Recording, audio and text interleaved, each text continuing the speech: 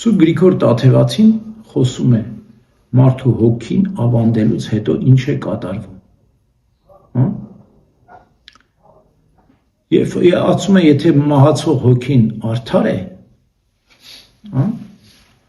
ապա հրեշտակը, ավանդող հրեշտակ կա։ Յուրաքանչյուր մարդու հոգին ավանդում է հրեշտակ։ Հրեշտակը բարձրացնում է առ Աստված հոգին, ասում է, եթե արդար է,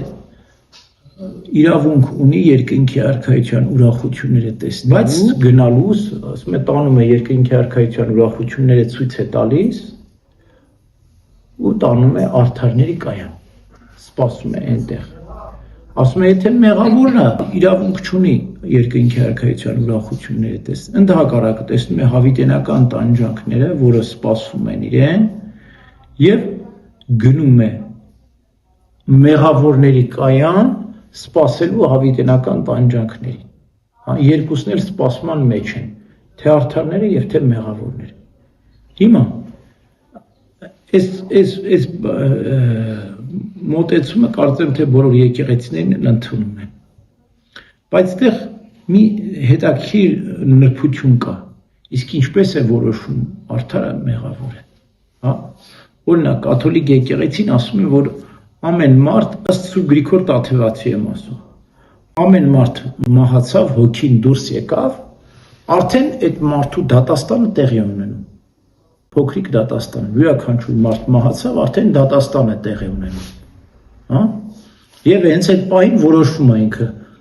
որտեղ գնաց։ Մենք ասում ենք, չէ,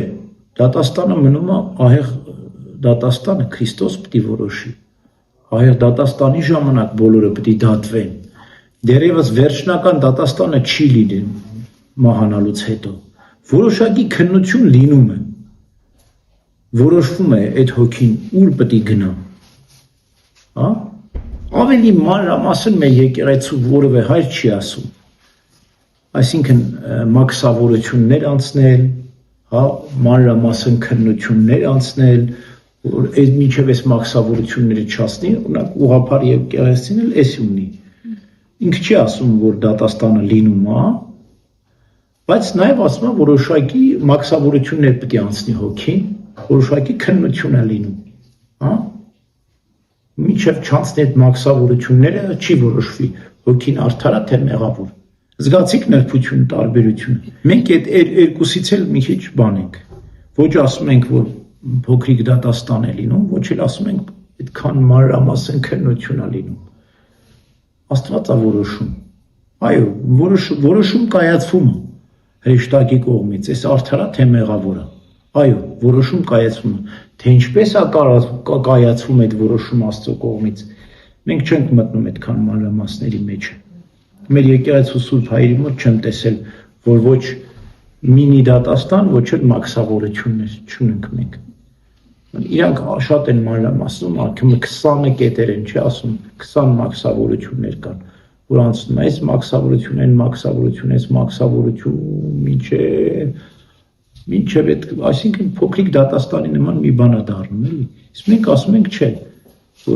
Աստված որոշում է, այսի արդար հոգի է, թե մեղավոր հոգի է։ Սուրբ Գրիգոր Տաթևացին ասում է, արդար հոգին տանում Աստծո գահինան, երկրպագել տալիս տանում է արդարների կայան, եթե մեղավորը տանում է դժոխքի տանջանքներն է ցույց տալիս եւ տանում է մեղավորների կայան։ Բայց կան միջակ արդարներ, որոնք այո արդար են, բայց այս կյանքից մեղքերով դուրս եկան, ամբողջական ապաշխարված դուրս չեկան, որ նայենք շատ են այս մարդիկ։ Հիմա այս մարդկանց համար միջակ արդարների համար, ոչ թե մեղավորների, կան բուն արդարներ, կան միջակ արդարներ, կան մեղավորներ։ Այ հենց այս միջակ արդարների համար աղոթքները անհրաժեշտ են, հոգեհանգիստները, պատարակները, ողորմությունները, հենց սրանց համար են, հասկանում ես։ Օրինակ մենք հոգեհանգստի ժամանակ Սուրբ Գրիգոր Տաթևացուն չենք հիշում, կամ Սուրբ Գրիգոր Լուսավորչին չենք հիշում, ընդհակառակ, իրենց բարեխոսությունն ենք, չէ՞ խնդրում, ոչ թե իրենց համար աղոթում ենք, այլ իրանք են մեզ համար աղոթում։ Բայց միջակ արդարների համար որոնք այո ունեն հավատք, բայց ինչ-ինչ մեղքեր դուրս եկան այս աշխարհից։ Այո, իրանց համար աղոթում ենք, որտեվ իրանց համար սուրբերի բարեխոսությունն ենք խնդրում։ Իրանց համար պատարակ ենք մատուցում, իրանց համար ողորմություն ենք տալիս աղքատներին։ Ջերմերանդորեն աղոթում ենք, ասում ենք Տեր Աստված, նրանց ճակատագիրը ինչ եղավ մեր ծնողները, մեր բարեկամները, մեր հարազատները, մեր քավորները, մեր կնքահայրները, մեր սանիկներն ինչ եղան, այս նրանց համար ենք մենք աղոթում։ Ուրեմն, կարծեմ թե մեր եկեղեցու մոտեցումը շատ խոհեմ է, որտեվ վախճանաբանական հարցերի շուրջ մենք շատ մանրամասներ չենք կարող ասել, հա, թե ինչպիսի քննություն է լինում մարդու հոգին ավանդելուց հետո շատ մանրամասն չենք կարող ասել։ Ոչ մաքսավորությունն ենք մենք ընդունում այդ մանր մաքսավորությունները, ոչ էլ փոքրիկ դատաստանը, այլ ասում ենք Աստծո որոշումն է, արդարը, մեղավորը, միջակարդարի համար աղոթում ենք բոլորս եւ թողնում ենք ամեն ինչ Աստծո դատաստանին, ահեղ դատաստանի ժամանակ ամեն ինչ հայտնի կլինի։ Եթե ոչ մարդկանց աղոթքներով, ապա Աստծո ողորմությամբ արդարները կփրկվեն, մեղավորները կդատապարտվեն։ Ամեն։